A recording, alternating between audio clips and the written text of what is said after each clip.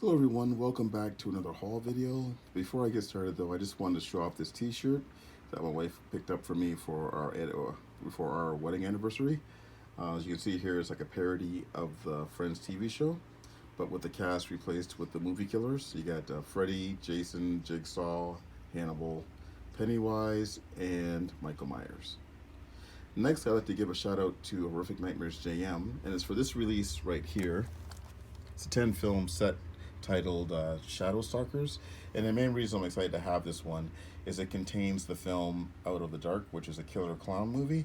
I remember seeing TV spots for it back in the early 90s, but I never did get to see this movie. I did never caught it on video, so I'm really excited to have this one. And Jason had talked about this one back in August during one of the Slashback Challenge reviews. I know that Joe the Horror Man has also talked about this one as well, but Jason talked about this release. So I think Joe showed an old VHS edition of this one. So I'm happy to have this one. I guess the transfer is decent on this release. I think it's the only one that's decent. I think the rest of them are supposed to be all crap. And I think one of the films is the wrong film as well. I think the Driller Killer isn't actually on this set, if I remember correctly. But thanks a lot, Jason. I'm really happy to have this one in my collection. All right, now on to the Blu-Rays. Okay, so first up we have John Wick Chapter 3. Really excited to have this one in my collection. I do love this series. I haven't seen this film yet. I probably should have went and just saw it at the theater, but I didn't. So I'll probably be watching this weekend. All right, next up we have The Dead Don't Die, and this is a zombie film from Jim Jarmusch with Bill Murray and Tilda Swinton, Steve Buscemi, and Adam Driver. Really excited to watch this one. I love my zombie films, even though this is like a comedic zombie movie. Really curious to watch this one. And I wasn't going to get it, but they only had one copy. That's the Cinema one, so I decided to scoop it up. So, all right. Next up, we have a horror anthology movie, and this one is Nightmare Cinema. And I actually really ended up enjoying this one. This one has a lot of established horror directors in it. I mean, you got Joe Dante, Mick Garris, David Slade, who did 30 Years of Night. The thing about this film that I gotta say is that I did enjoy the most about this film is that for a horror anthology, like the stories, each story has a beginning, middle, and end.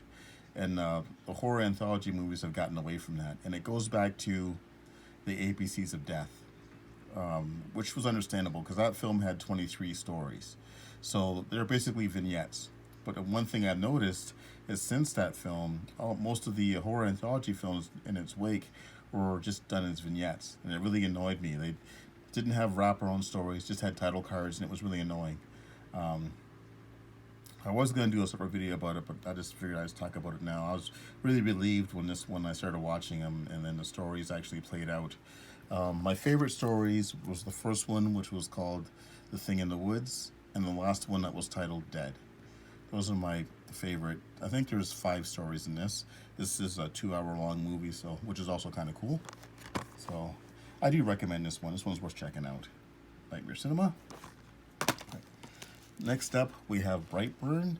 And to all my fellow Canadian YouTubers out there, this is on sale right now at Walmart for $15. I was really happy that I held off on getting this when it was released earlier in August, because I saved $10. In Canada, like it's really, Blu-Rays are really expensive. It was nice to get this one for $15.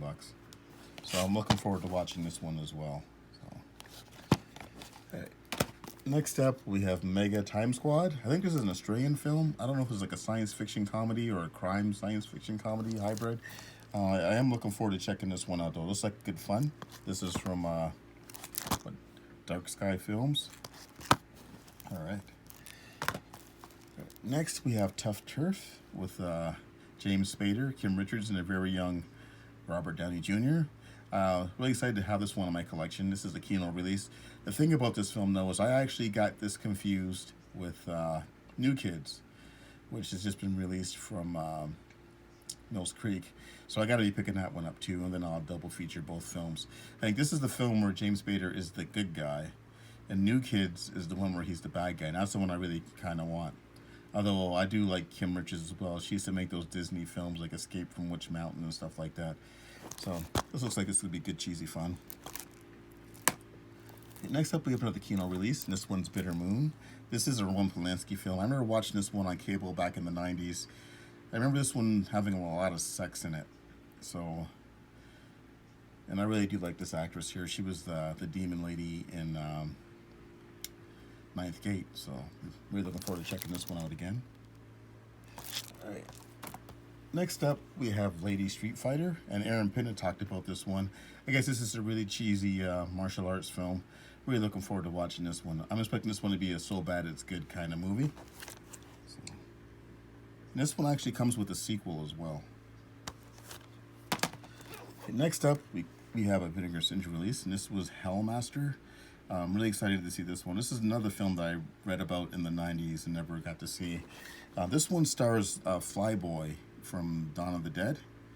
I can't remember how you pronounce his last name. It's like David something, David Emerge or something like that. I'm probably saying it wrong.